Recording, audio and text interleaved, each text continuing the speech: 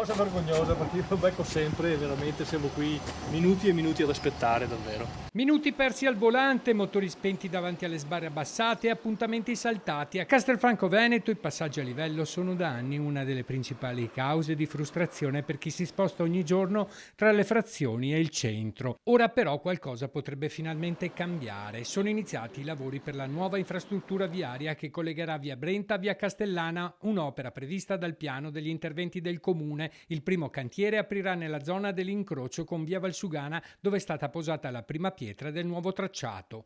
L'intervento rappresenta il primo passo concreto verso la costruzione di 2 sottopassi ferroviari destinati a sostituire i passaggi a livello nelle frazioni di Treville e Sant'Andrea, spesso al centro di critiche per i frequenti disagi alla circolazione locale. Un'opera importantissima perché va a risolvere un annoso problema che abbiamo da più di 20 anni a Castelfranco, che è della comunicazione con Treville dei 2 passaggi a livelli. I lavori realizzati in collaborazione tra pubblico e privato rientrano tra le opere di urbanizzazione primaria pensate per sostenere lo sviluppo dell'area ovest di Castelfranco Veneto. Quando inizieranno i lavori? Quanto dureranno?